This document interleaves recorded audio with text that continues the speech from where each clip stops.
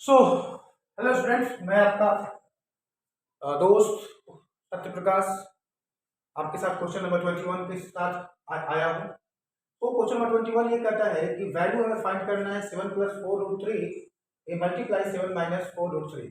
जिसका value find करना है सबसे पहले उसे हम अपने बोर्ड के ऊपर में नोट डाउन करते हैं। हमें इसका वैल्यू फाइंड करना है। यहाँ पे हम लोग अलजेब्रा के एक आइडेंटिटी का यूज करेंगे और वो अलजेब्रा का आइडेंटिटी ये कहता है, ध्यान देखेंगे, a plus b into a minus b का वैल्यू होता है a square minus b square. इस अगर आइडेंटिटी का इस्तेमाल अगर हम लोग यहाँ पे करें, क्योंकि यहाँ भी 7 एज ए है और 4 प्लस 4√3 एज ए बी है, तो हम इसे लिख सकते हैं कि 7 स्क्वायर एंड माइनस 4√3 का होल स्क्वायर। 7 स्क्वायर का वैल्यू हमें पता है कि 49 होता है और 4√3 का होल स्क्वायर हम लोग लिख सकते हैं 4 का स्क्वायर मल्टीप्लाई √3 का स्क्वायर। तो यहाँ पे 49 माइनस 4 का स्क्वायर 16 इंटू 3। तो 49 16 3 जा 48 एंड वी गेट 1। तो हम बोल सकते हैं कि the value of 7 plus 4√3 into 7 minus 4√3 is 1। Clear? बढ़ते हैं अपने क्वेश्चन नंबर 22 की तरफ। सो डियर स्टूडेंट्स, हमारे पास क्वेश्चन है कि which rational number has no reciprocal.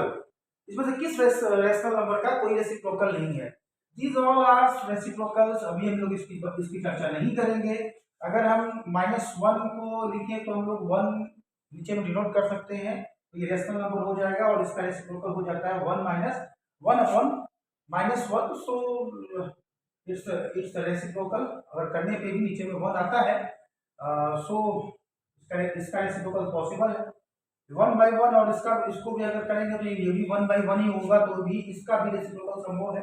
मगर बात करें अगर जीरो का, तो जीरो के नीचे 1 लगा करके इसे तो हम रेशनल नंबर में लेके आ सकते हैं। क्यों?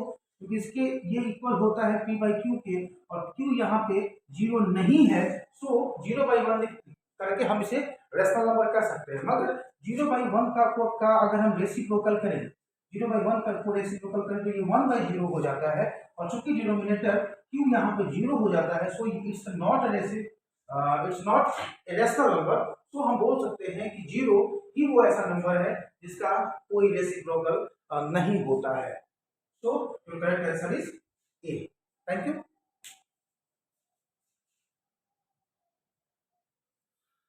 हाँ जी बच्चों, तो क्वेश्चन बड़ा सिंपल है कि विदाउट एक्चुअल डिवीजन हमें इन चारों फ्रैक्शंस का डिवीजन नहीं करना है, किसी भी रेशनल नंबर का डिवीजन नहीं करना है, और हमें ये पता करना है कि इसमें से कौन सा नॉन टर्मिनेटिंग है, कौन सा नॉन टर्मिनेटिंग है, यानी कि डेसिमल के बाद कुछ डिजिट्स तक जाने के बाद वो खत्म नहीं होता है, वो कंटिन्यू कंटिन्यू कंटिन्यू चलते रहता है। हम लोगों ने ऑलरेडी इस पर डिस्कस किया हुआ है, आप लोगों ने जरूर किया हुआ है। तो इसके लिए एक बात समझें कि किसी भी रेशनल नंबर का अगर डेनोमिनेटर, जैसे एक एग्जांपल से समझते हैं, हमारे पास सबसे पहला रेशनल नंबर लेते हैं 3/16। अब इसका जो डिनोमिनेटर है 16, अगर 16 का प्राइम फैक्टर करें, 16 का प्राइम फैक्टर करें तो हमें क्या मिलेगा? तो 16 का अगर हम प्राइम फैक्टर करें तो हमको मिलेगा 2 से इसको लेके जाएंगे, 2 8 जा 16, 2 4 जा 8 एंड 2 2 जा 4। तो अगर हम बोले कि इसका प्राइम फैक्टर जो है, वो है 2। प्राइम फैक्टर यहाँ पे 2 है। वैसे ही अगर हम सेकंड रेशनल नंबर को ले 14/50 को, बड़े ध्यान से समझेंगे आप लोग इस बात को, तो इसका जो हमारा डिनोमिनेटर है दैट इज 50। अगर हम 50 का अगर हम प्राइम फैक्टर करें तो 2 से कर सकते हैं तो ये 25 टाइम्स में जाता है, और इसे हम 5 से कर सकते हैं तो 5 टाइम में जाएगा, यानी कि 50 का जो प्राइम फैक्टर वो निकल के आता है, वो आता है 2/5, 2 and 5।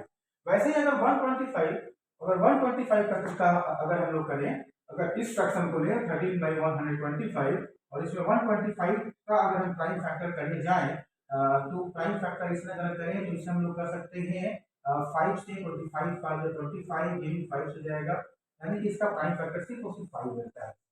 अब जैसे ही 75 की तरफ बढ़ेंगे, जो लास्ट रेशनल नंबर हमारे पास है 2/75, यहाँ पे अगर हम 75 का प्राइम फैक्टर करें तो 75 का प्राइम फैक्टर करेंगे तो ये जाएगा 7 3 से जा सकता है 25 बार में, और ये 5 से जाएगा तो 5 का 5 में जाएगा, यानी इसका जो प्राइम फैक्टर निकल के आता है 3 and 5 निकल के आता है।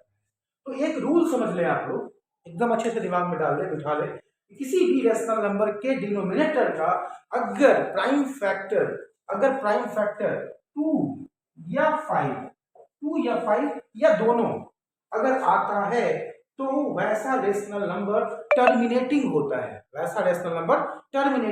है, मगर 2 और 5 को छोड़ के अगर और भी कुछ, अगर लोएस्ट प्राइम फैक्टर में अगर कोई और नंबर आता है तो वो नॉन टर्मिनेटिंग होता है। जैसे यहाँ पे देखिए, यहाँ पे जो प्राइम फैक्टर है वो 2 आया, 2 आ सकता है तो ये टर्मिनेटिंग होगा। 2 और 5 आया, ये भी हो सकता है टर्मिनेटिंग होगा। ये 5 है, ये भी टर्मिनेटिंग होगा। मगर यहाँ पर एक और आ रहा है, दैट इज 3 अगर आ गया तो ये क्या है, ये नॉन टर्मिनेटिंग डेसिमल है, यानी कि हमारा राइट आंसर क्या होगा, ऑप्शन नंबर। आप लोग ये समझे, फिर से एक बार रिपीट कर दें। जैसे ही अगर हमें चेक करना हो विदाउट एक्चुअल डिवीजन, टर्मिनेटिंग या नॉन टर्मिनेटिंग फाइंड करने के लिए सबसे पहले हम उसके दिए गए रेशनल नंबर के डिनोमिनेटर्स का प्राइम फैक्टर निकालेंगे। दिए गए रेशनल नंबर का के डिनोमिनेटर का प्राइम फैक्टर निकालेंगे, और अगर प्राइम फैक्टर 2 या 5 आता है या दोनों आता है या दोनों में से कोई एक आता है तो वो रेशनल नंबर टर्मिनेटिंग होगा। क्लियर है? मगर 2 या 5 के अलावा और कुछ अगर आ गया तो वो नॉन टर्मिनेटिंग है। जैसे इस क्वेश्चन में यहाँ पे 3 आया, तो हमारा right answer is option number D. बढ़ते हैं क्वेश्चन नंबर 24 की तरफ। So dear students, question number 24 हमारे पास ये कहता है कि the product of this and this is a dash number. कौन सा नंबर है? तो सबसे पहले भी फाइंड करते हैं कि इसका वैल्यू हमारे पास क्या आता है। तो हम सबसे पहले क्वेश्चन यहाँ पे लेते हैं 5 + 2√6 मल्टीप्लाई बाई 5 - 2√6। अगर आप तो देखें तो इसके ठीक कुछ क्वेश्चन पहले हम लोगों ने ऐसा ही क्वेश्चन सॉल्व किया था, जहां पर a + b × a - b का फॉर्म हमारे सामने आया था। अब अगर उसी को यहाँ पे अगर हम कंटिन्यू करें तो हम इसे लिख सकते हैं 5 का स्क्वायर - 2√6 का स्क्वायर। 5 का स्क्वायर - 2√6 का स्क्वायर। 5 का स्क्वायर यहाँ पर 25 होता है, 2 × 4। अगर इसे अलग सेपरेट सॉल्व करें 2√6 का होल स्क्वायर तो हम लिख सकते हैं 2 × 2 × √6 × √6, 2 × 4 तो इसका वैल्यू होता है 6, तो मैं लिख सकते हैं 24। यहाँ पे आता है 24। अगर हम देखें तो 24 में से 25 में से 24 का तो वैल्यू इज 1, यानी कि इसका जो कंप्लीट वैल्यू निकल के आता है वो होता है 1। और 1 जो है, अगर हम नन ऑफ दीज को पहले ही छोड़ दें तो 1 रैशनल नंबर बिल्कुल है, 1 is a rational number. 1 irrational number नहीं है, 1 प्राइम नंबर भी नहीं है, so our correct answer is rational number. So the product of dash and dash is a rational number. Is a rational number. So I hope कि आप लोगों को आनंद आ रहा होगा, मजा आ रहा होगा हमारे साथ काम करके। ऐसा ही मेहनत करें, हमारे वीडियो को शेयर करें, हेल्प करें, सपोर्ट करें। कुछ अगर कमियां रह जा रही हैं तो जरूर बतलाएं, और हम खुद भी उन कमियों को दूर करने का प्रयास कर रहे हैं। जैसे ही ये परिवार बढ़ेगा वो धीरे धीरे कमियां स्वतः ही दूर होती चली जाएंगी। बढ़ते हैं क्वेश्चन नंबर 25 की तरफ।